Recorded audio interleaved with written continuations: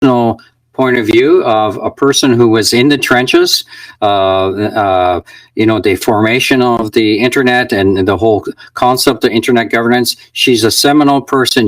If you've been at ICANN meetings, at IGF USA, whatever it is, you can't miss Marilyn. Marilyn is the most friendly and giving person that I've ever met in the internet space.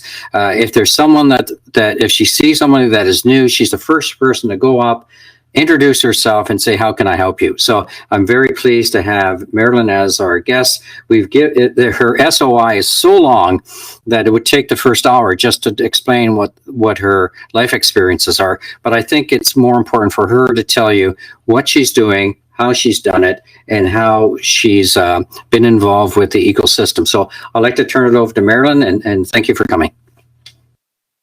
Thank you so much, and I'm so delighted to be able to join the virtual School on Internet Governance. And thank you for those very kind words, both from you and from Alfredo. I see many people who I know and many who I don't know attending and participating in this course. And I'm very enthused about the uniqueness of this course because the building of resources that Glenn and Alfredo have already contributed to will only be strengthened as you add materials and ideas for resources so that each session is like a building block to further sessions. This is going to be a personal experience and perspective, and I will do my best to be a little entertaining as well as informative. I'm going to start out with a couple of analogies. I like to think about internet governance as sort of a kaleidoscope or a mosaic. And many of you know what a kaleidoscope is, but the value of thinking about internet governance as a kaleidoscope is that the images that you create as you turn the kaleidoscope are, of course, unique to each individual kaleidoscope and the user that is turning the chips of either glass or colored plastic, and yet they have a similarity in that they all are composed of color that can shift. Internet governance, to me, is a little bit like the idea that where you come in to the mosaic of internet governance is where you can contribute, but it also gives you the opportunity to be a change agent for yourself as you add information and knowledge, but also for others. And one of our key challenges as we go forward with Internet Governance 3.0, where I think we must go in the next year and the years ahead, we need to be thinking very, very differently about how we broaden the understanding and the engagement of different kinds of players in how they apply the concepts of internet governance to the policies, the rules, the societal norms of how the internet is used and incorporated. I was very enthused when I read the backgrounds of many of you, which are very, very unique and different from where we started out in 2001 with the launch of the World Summit on the Information Society. But I want to go back to some of the formative events which you may not have been thinking about as you now think about internet governance. I was thinking back to my first involvement in making a significant contribution to how different groups could work together. And it was really in 1991 with the creation of the High Performance Computing and Communication Consortia in the United States, which I was fortunate to chair. That was a 5-year research initiative, $1.3 billion, focused on 5 grand challenges: high-performance computing, high-performance communications, the Genome Project, and a couple of others.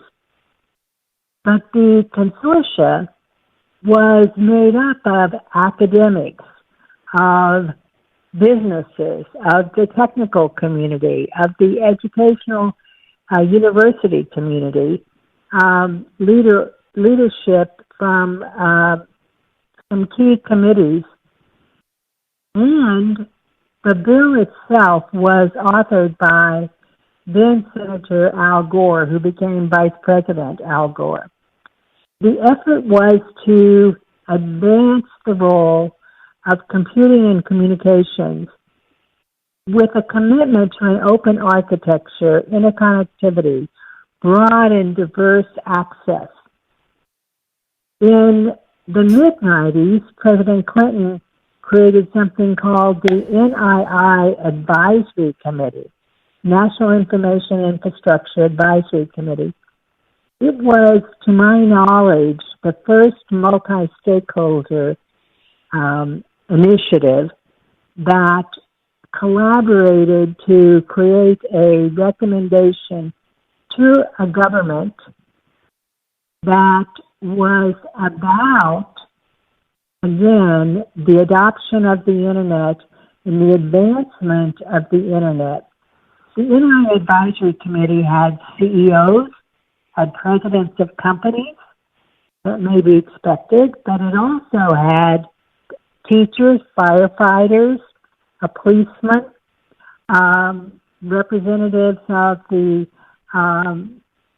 persons with disabilities community, a nurse, very unique composition that worked together for over a year to provide a set of recommendations about leadership in the United States to adopt and advance the Internet, and then also to advance it and its acceptance globally. I staffed AT&T's CEO at the time and was heavily involved in helping to draft the recommendations that came out of that advisory committee. In 1996, the first Internet treaty was proposed at the World Intellectual Property Organization, WIPO. It focused on copyright liability, and Article 7 created criminal and vicarious liability for the download of a single item of copyrighted material. This would have killed the Internet. And for the first time, ISPs and telcos organized with the educational and higher educational community to attend the 4-week WIPO treaty. We struck Article 7, which was the most problematic article, out of the treaty, and we killed the database treaty. And we did that through collaboration with ISPs, with developing country government representatives, with the library associations. We were strongly opposed by even the U.S. government, PTO, to the point that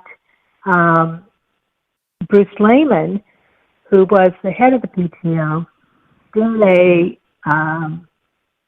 private deal with the European Commission someone who is still around in the community, not at the commission, that he would trade support for the database treaty for support for maintaining this article. This was disclosed to me, and I made a phone call to the Chief of Staff of President Clinton and to two key senators, and Bruce was recalled for 3 days to the United States to explain how he could have offered support for a database treaty when there had not been a single hearing before Congress.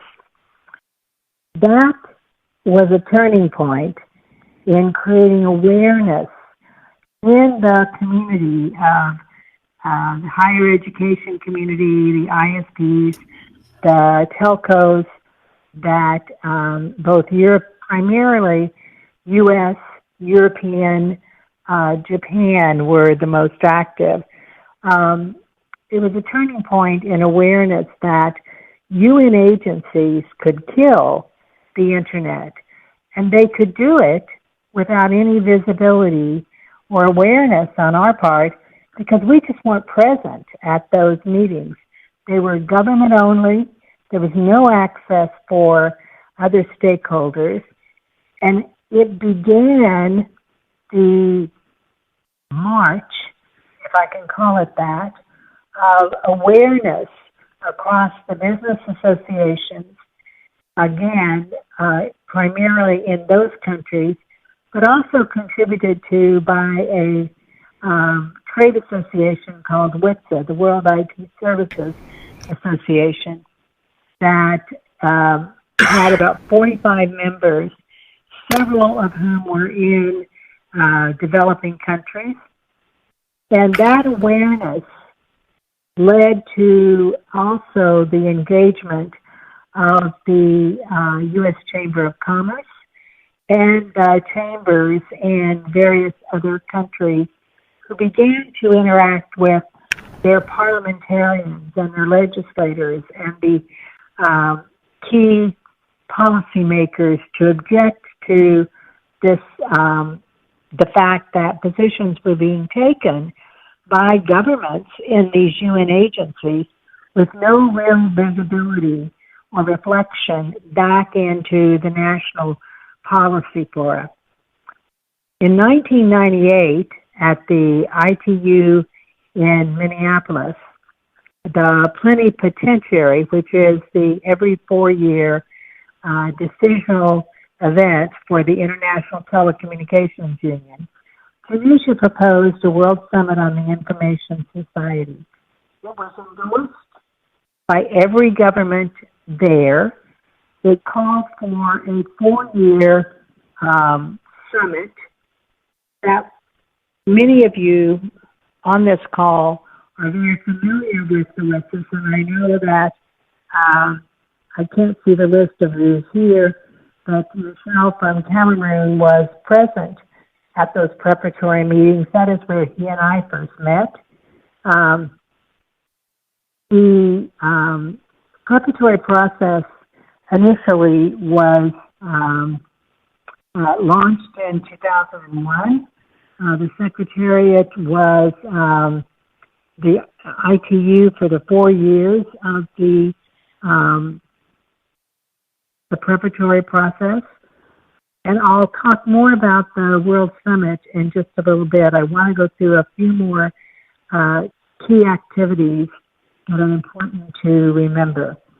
In 1997, a small group, which included a representative, a staff person from WIPO, a staff person from the ITU, and a staff person from the European Commission, plus a few other people, and included INTA as a representative,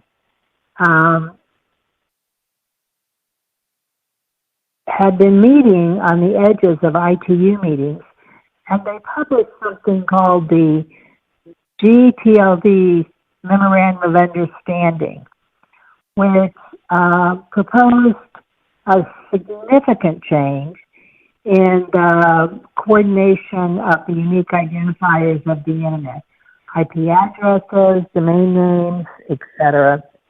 Functions that had been up to that time performed by John Postel under a small contract from the U.S. government. The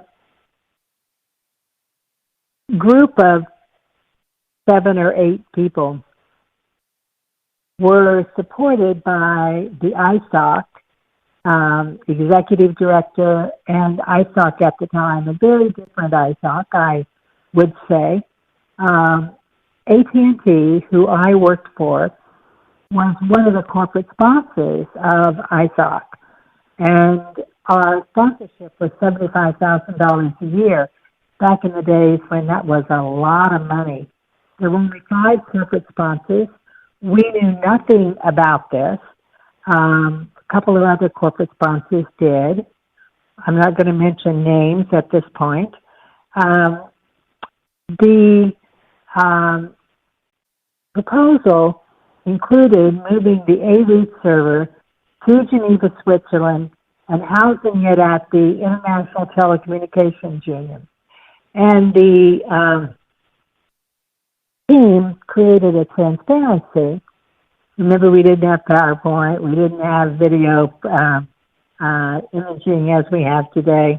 They created a transparency with a portrayal of the ITU tower in Geneva, a red arrow at the top pointing to the 13th floor, and in handwriting, future home of the A-Root server. That was an interesting proposal on their part.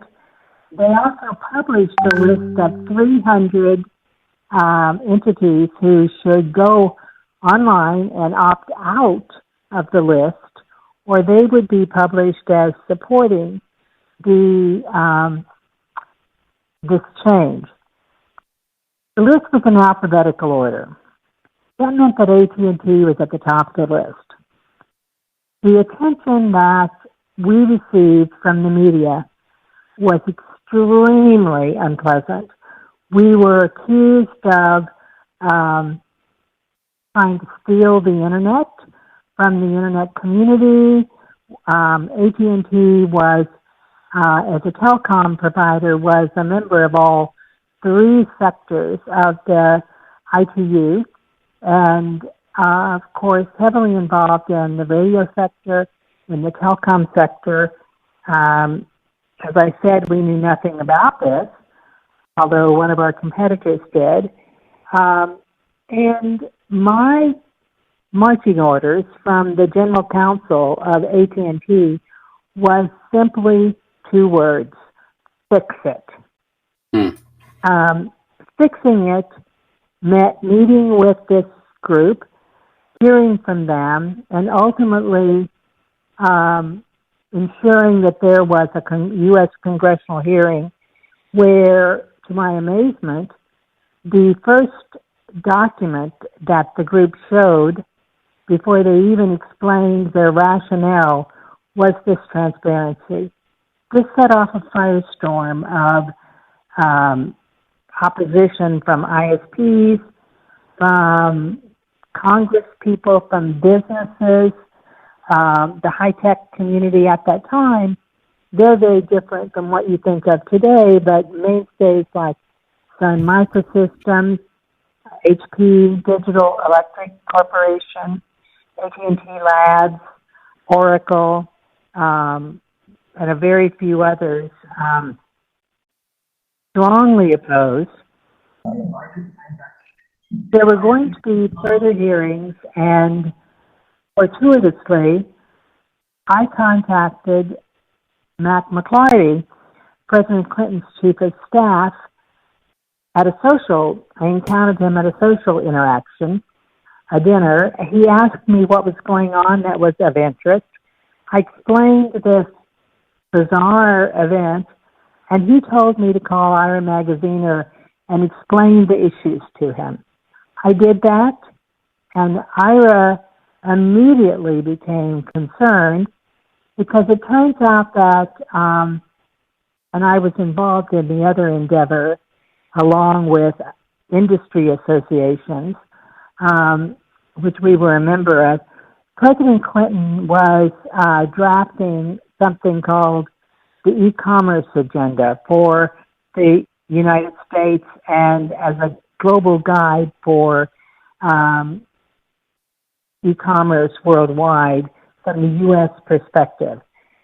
He ultimately, after about a year of meetings and dialogues and different pressures, a green paper was published by NTIA and then a white paper calling for submissions, proposals to take over these functions. I worked on one of those proposals with Mike Roberts, Larry Landweber, and many others that possibly you haven't heard from, but included the ISP community as it existed, Eurista from Europe, Japanese ISPs,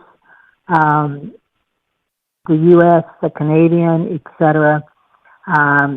There were at the time, there was very strong concern from the U.S. Chamber of Commerce, which was, of course, a real powerhouse, as they reached hundreds and thousands of businesses, not just in the United States, but through their chamber affiliates worldwide. The launch of ICANN, which we initially called NUCO, was, of course, a seminal moment in privatization of these functions, but also in the design of a bottom-up, consensus-based approach that wasn't codified in law, but built on the technical community's role and recognized the existing laws that affected the Internet unique identifiers. Something that was both fortuitous but extremely helpful was that our magaziner traveled extensively to build support for this change, meeting with and at the same time drawn in a sort of competitive approach, which happens with governments. Australia, the European Commission, Japan were all at work on their own e-commerce agendas, and the engagement by IRA with those entities helped to build awareness and support for effecting this change, which was not easy to agree to. Initially, the technical community and Mike Roberts, who became the first president of and CEO of ICANN, strongly supported transferring IANA to ICANN at its launch. I opposed that, and I was extremely unpopular for quite some time, but I opposed it because when we launched ICANN, we had 4 staff. Mike Roberts and Molly, his deputy, often did not have salaries. We had no money.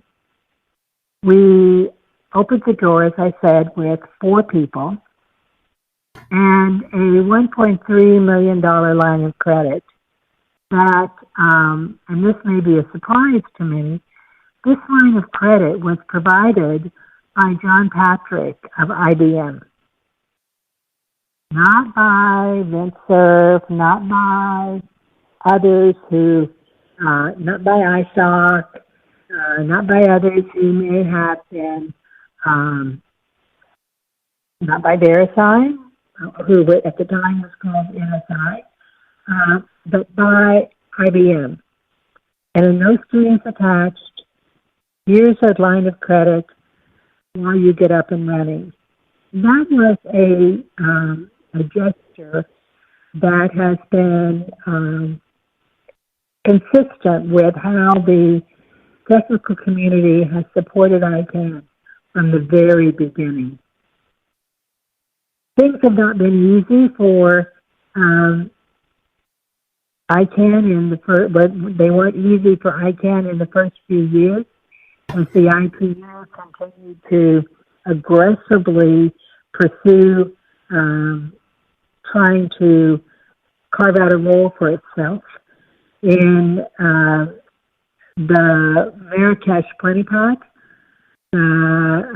ITU published a press release saying that the draft resolutions 101, 102, and 103 gave them authority in the coordination of the unique identifiers.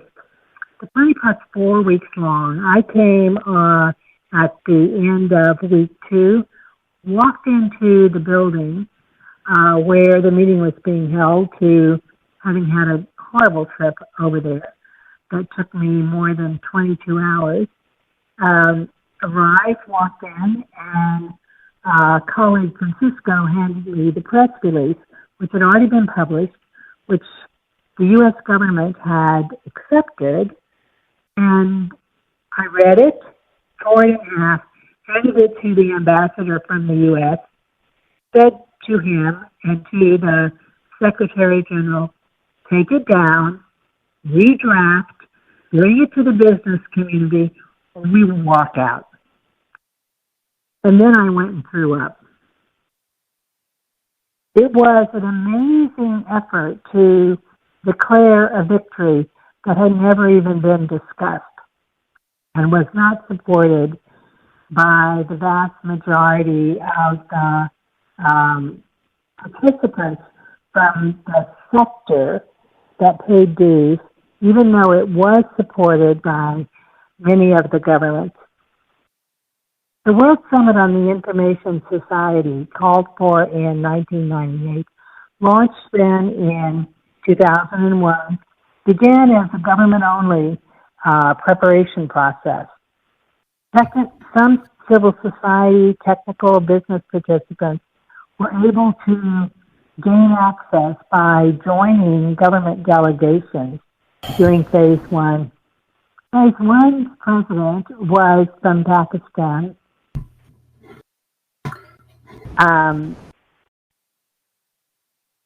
We were not even allowed in the room. It was an extremely weird experience to explain to my manager that I was going to go to Geneva for 2 weeks, live in a hotel, buy coffee for the delegates when I could get onto the premise, couldn't get in the room, and try to influence decisions that they were taking. We did have a really interesting experience as few governments, about 11, began to emerge as the friends of the Internet through conversations, dialogue, explanation about the perspectives that were really at risk, being on the directions that went, how the Internet could be stymied for access to, in particular, Africa. We had a key ally in Nii Quaynor, who is from Ghana, known as the father of the Internet in Ghana. And also, during the course of the discussions, the ICT advisor to the Prime Minister in Sri Lanka, Jayantha Fernando, emerged as a very strong thought leader in helping to break down the barriers of access, dialogue with representatives from governments, from, in particular, some of the countries close to and around Sri Lanka. What began as government-only preparation sessions slowly began to erode, and by the end of the first phase, we were allowed to observe in the room, but not to speak. The president of phase 2 was Jānis Karklins from Latvia, who many of you know, who is an absolutely exemplary diplomat. He, at the time, was a very young diplomat from Latvia who had been tasked by the Secretary General of the UN to oversee negotiations on cluster bombs removal. One of probably the most challenging dialogues that was going to take place within the work of the UN. And it's amazing to me his dedication and commitment to the Internet governance portfolio was absolutely amazing. At one point, he became the chair of the Government Advisory Committee at ICANN. He chaired the MAG at one point. He has been a strong and strong thought leader all throughout the process and evolution of Internet governance forum as a mechanism.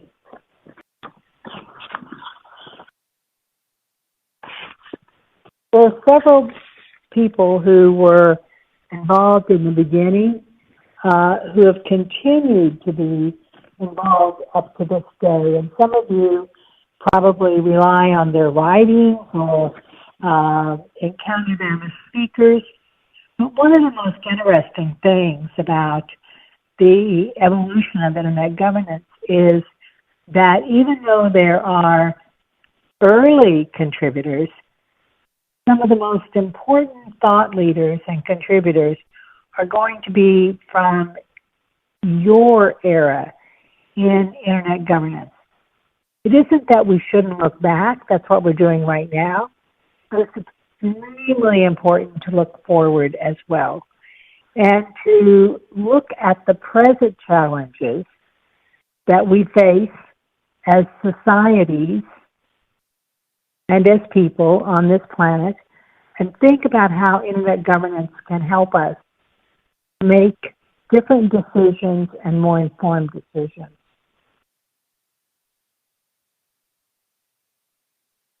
The World Summit on the Information Society was extremely acrimonious at some points. I got thrown out of meetings just because I was from business, and a government would object. I wasn't alone in being thrown out. But eventually and over time, particularly with the press of reaching an agreement in negotiated text in the Tunis Agenda, the published document from phase 2, more openness and inclusion of the other stakeholders and acceptance of their contribution began to emerge. We concluded the negotiations on phase 2 without language agreed to. Literally, we were in Geneva negotiating, and the following week we were going to be in Tunisia with heads of state signing a document that was not agreed. We traveled to Tunisia and met over a 2.5-day period, working until 2 and 3 a.m. in the morning, to devise the language that is in the Tunis Agenda, in particular the paragraph 72 forward, which address the inclusion of the how we're going to continue to work together, and called for the creation of a forum. That forum which we now know as the Internet Governance Forum, was a very strong compromise representative of discussions that had taken place in a working group established in the last 6 months of the first phase. The first phase of the WSIS had primarily a focus on financing and on this very strong dispute about who should be in charge of the Internet, whether it should be a UN agency, e.g. the ITU, or it should be a continuation of the present model, or it should be something else. The working group came up with 4 options. One of them evolved into the call for the forum, and that is what made it into the Tunis agenda as the compromise. When we walked out of Tunis, and I got to tell you, most of us had had no sleep, whether we were government, civil society, business representatives, academics, technical community. We were probably sleeping 2 to 3 hours a night over a 7-day period or more.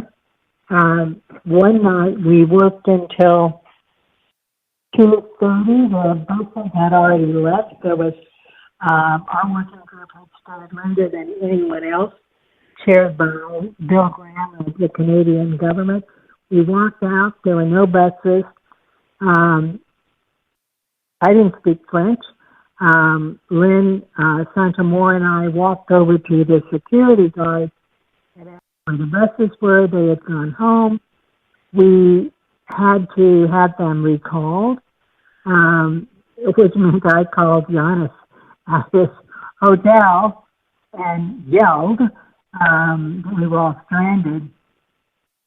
We made it home at something like to our hotel at something like 4 a.m. in the morning. Showed up again at 9 the next morning to reopen the negotiations. So we were a pretty frazzled group across the board. It didn't matter whether you were on one side or the other, and there were definitely sides in this debate. But we were all just absolutely exhausted. So we walked out of Tunis with the Tunis agenda agreed to. The future was very challenging. We were extremely fortunate that Greece came to the rescue by volunteering to host the first IGF, and by the appointment of Nitin Desai, former Deputy Secretary General and close friend and ally of Kofi Annan. He had Kofi's, the Secretary General, had Kofi's complete trust. The IGF was established as a project of the Secretary General. A few governments stepped up to providing funding. I can probably reel off their names. You won't be surprised. Switzerland was key to providing funding.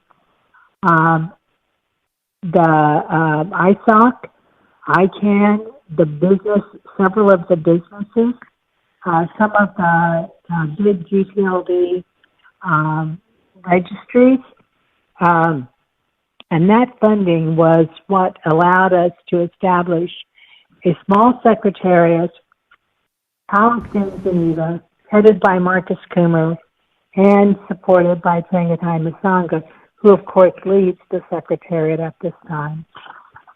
Funding challenges continue for the IGF, and yet each year we do more and more work. We've grown from 600 attendees at the first IGF to over 2,000 at the most recent, with a very strong online presence. And of course, we'll be conducting the IGF online this November for the first time. It has been a journey where we first focused on 4 key policy areas. Access, which had been the genesis topic for the call for the WSIS, the World Summit, on the information society in the first place, and financing, which consumed the interest of the developing countries in particular. Access has continued as an unfulfilled obligation and responsibility. We've made some progress, but not enough. And particularly as COVID-19 has taught all of us in this time, access, affordable access, meaningful access, usable access is absolutely essential.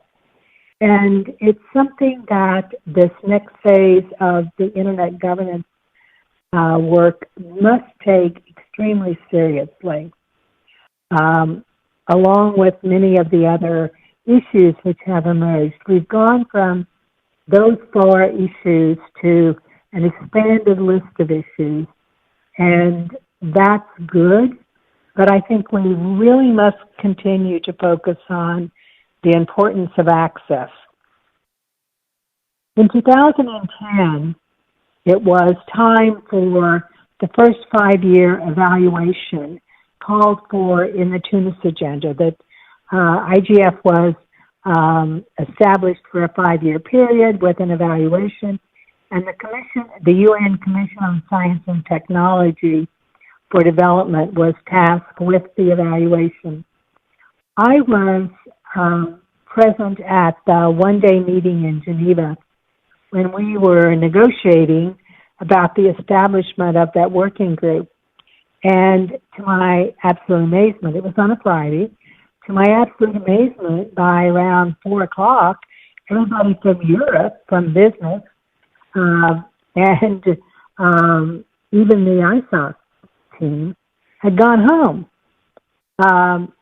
I was one of only 2 or 3 stakeholders, non-government stakeholders, that was still in the room.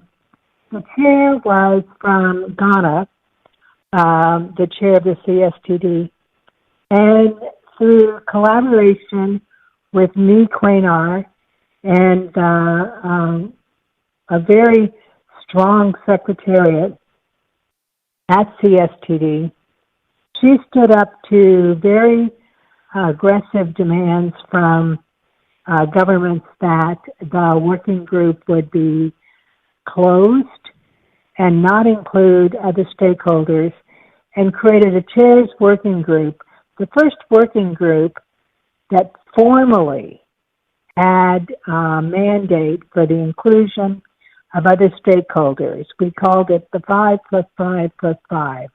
5 from business, 5 from the technical community, 5 from civil society. And that was a precedent. There have now been 3 CSTD working groups focused on recommendations which go to the UN itself, General Assembly, for approval. We're in the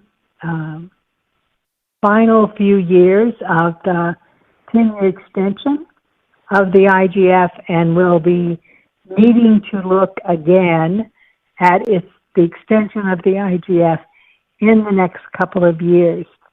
Many of you know that the Secretary General of the UN has launched something he calls the Digital Cooperation Agenda, which is an effort on his part to establish new and expanded mechanisms to create what he thinks of as digital cooperation across stakeholders and among governments. Go back to ICANN. In ICANN, it was very clear that we had to have governments at the table. And I contributed to the drafting of the language.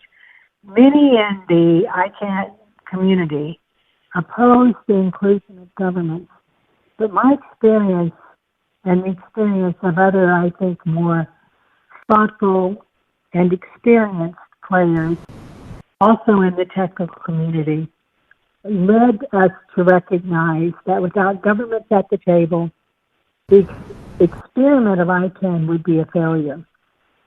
But the language about the role of the Government Advisory Committee at ICANN calls for an advisory role, a powerful role, where the board, if they reject GAC advice, consensus advice, they have to explain why. But it does not give the Government Advisory Committee the direct authority to countermand a consensus policy agreement that is developed by the additional participants in ICANN. Initially, the Government Advisory Committee meetings were always closed with one open session and a public session with the board. Today, the Government Advisory Committee meetings are all open, and they are actually more open and accessible than some of the other meetings at ICANN, which tend to go into executive session much more frequently than the DAC does.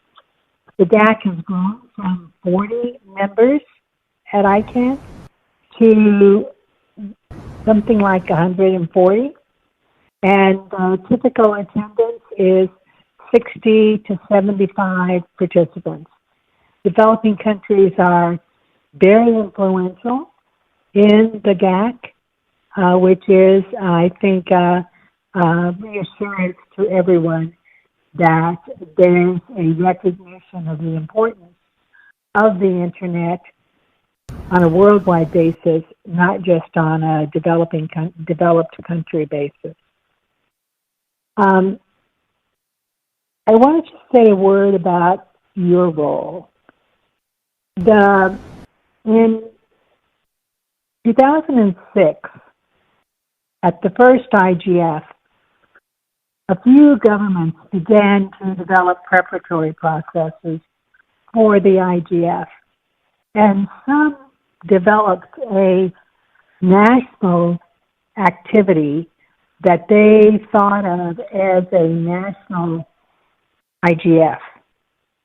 Over time, that has grown into a formalized national network of national and regional IGFs, something around 114, a number of youth IGFs, and several schools of Internet governance. All of these are bottom-up, consensus-based. In order to be listed on the IGF website, they have to adhere to the principles of the IGF, and that is open to all views, multi-stakeholder, inclusive, do not charge fees for participating, although of course sponsorship is needed to organize and to host them. Most countries today have an NRI or have the opportunity still to create an NRI, a national level initiative. Some have been extremely effective in actually changing national policies. Nigeria, for instance, a few years ago was successful through their national IGF in pushing through an agreement that all UN delegations, so all Nigerian government delegations to UN agencies and to the UN itself, will include representatives from other stakeholders on an invitational basis. This is a huge change. And that's not the only example. You can talk globally about policy, but to change policy, you have to work nationally. All of the NRIs would welcome your participation if you're not already involved. And again, I can't see if Michelle is on the participant list, But Michelle is from Cameroon, is a leading contributor and organizer in the Cameroon National IGF. I saw several other names who are also instrumental in advancing the national IGF. National IGFs are independent. They can choose to mirror the IGF policy topics, but most are unique in that they focus on what is of most importance to their national community. One thing that is missing that all of you can help with is how we further engage parliamentarians. It is essential that we get our policymakers engaged, and also that we get the agency representatives engaged. Agencies such as Department of Health, Education, Consumer Protection, Safety. The more we gain the inclusion of these parties, along with those who are already informed and aware, the better the outcome of the recommendations, the laws and the policies and activities will be.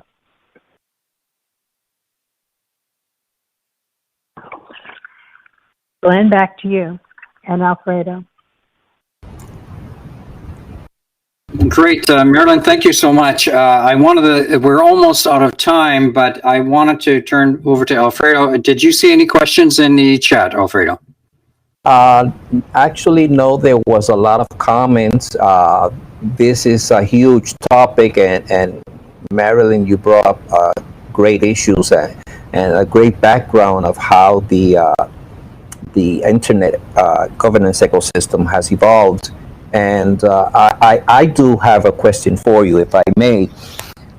So Marilyn, since you were in this internet governance ecosystem from the start, do you believe that the fact that people believe that internet governance is based on the United States is because of where it started? Or is it because the involvement of the government of the United States was so huge that that's the perception that everybody has? Thank you. That's a very interesting question. I think, and I'm going to parse it slightly differently. I think if you think about, and some people do, think that ICANN is the epitome of internet governance.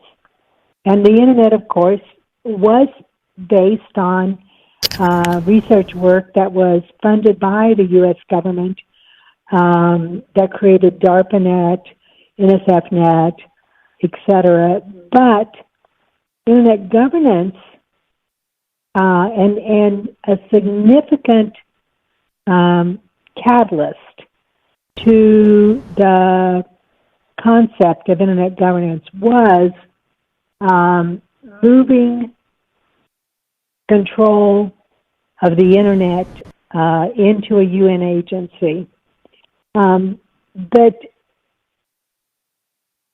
the U.S. government is actually much less influential in internet governance than are the governments of Germany and the UK and the Netherlands and Switzerland, Brazil.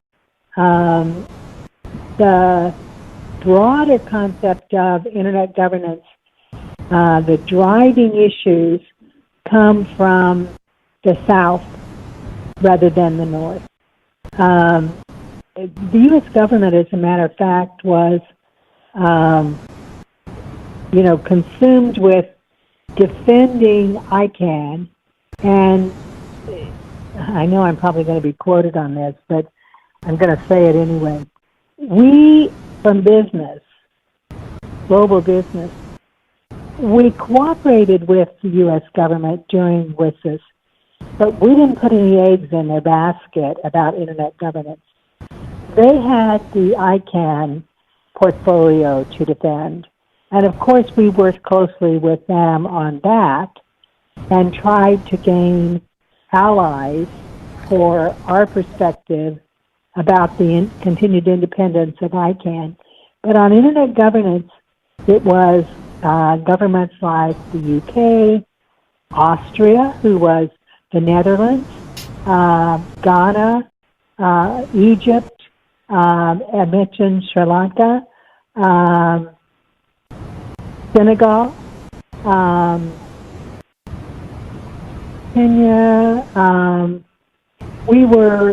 It was very difficult to work with some governments that today are absolutely thought leaders because of the BRICS alignment. But internet governance was never, as a concept, it wasn't the U.S. government that was the driver. Unless you segregate out the ICANN portfolio and the ICANN agenda and let that dominate. And I think that's the important thing that we should not do, that we should continue to think about, and I'm just going to give an example. Marilyn, we're running out of time, so please be short. Thank you. Sure. Think of privacy. Where is the driving leadership coming from on privacy online? It's Europe.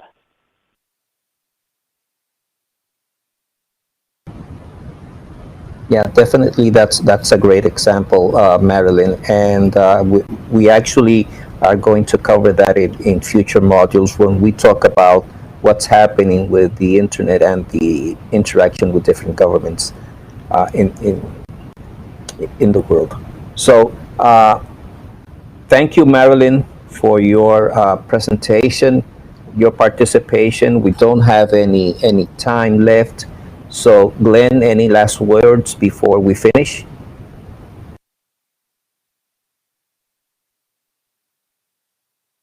Glenn?